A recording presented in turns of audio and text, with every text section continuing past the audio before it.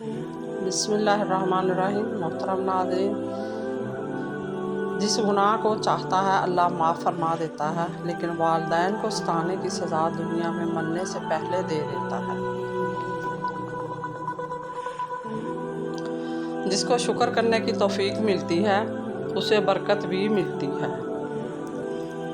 حدیث نبوی صلی اللہ علیہ وآلہ وسلم ہے، لوگوں میں کوئی قاطع رحم یعنی رشتہ داری کے تعلقات کو توڑنے والا ہو تو اس پر اللہ تعالیٰ کی رحمت نازل نہیں ہوتی۔ حدیث نبوی صلی اللہ علیہ وآلہ وسلم ہے، اور تم میں سب سے اچھے لوگ وہ ہیں جو اپنی بیویوں کے حق میں سب سے اچھے ہیں۔ حدیث نبوی صلی اللہ علیہ وآلہ وسلم ہے، اللہ کو اس آدمی سے نفرت ہے جو بے شرمی کی بات زبان سے نکالتا ہے اور بد زبانی کرتا ہے۔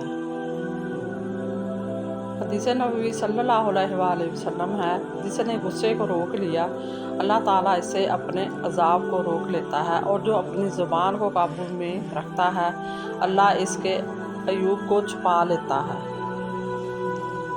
حدیث نبوی صلی اللہ علیہ وآلہ وسلم ہے، نیکی کے کاموں میں طاقتور مومن اللہ تعالیٰ کے نزدیک کمزور مومن سے بہتر اور زیادہ محبوب ہے۔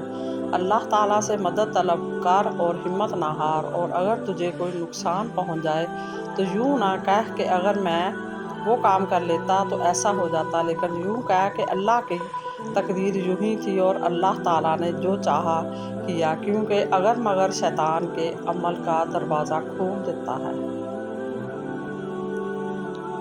حسبنا اللہ و نعم الوکیل، اللہ ہمارے لیے کافی اور کارساز ہے۔ جو شخص اس کلمے کو روزانہ 100 مرتبہ پڑھے گا تو دنیا اور آخرت کی تمام آفتوں سے محفوظ رہے گا۔ حدیث نبوی صلی اللہ علیہ وآلہ وسلم ہے، رشتہ داروں سے تعلق جوڑنے کی فکر رکھنا اگرچہ وہ تجھ سے تعلقات توڑ دے۔ حدیث نبوی صلی اللہ علیہ وآلہ وسلم ہے، سود کا پیسہ چاہے کتنا بھی زیادہ ہو جائے اس کا انجام تنگ دستی ہے۔ حدیث نبوی صلی اللہ علیہ وآلہ وسلم ہے، بد مزاجی کام کو اس طرح سے خراب کر دیتی ہے جیسے سرکہ شہد کو۔ رسول اللہ صلی اللہ علیہ وآلہ وسلم نے فرمایا، اللہ کے نزدیک سب سے زیادہ پسندیدہ مقامات مساجد ہیں اور سب سے ناپسندیدہ جگہیں بازار ہیں۔ حدیث نبوی ہے، لوگوں سے پیار بھرا برتاؤ آدھی عقل ہے۔ مزید اس طرح کی اچھی اور معلوماتی ویڈیو دیکھنے کے لیے میرے چینل کو سبسکرائب کریں۔ اگر ویڈیو اچھی لگے تو لائک شیئر ضرور کر دیا کریں۔ اللہ آپ کا اور میرا حامی و ناصر ہو۔ جزاک اللہ۔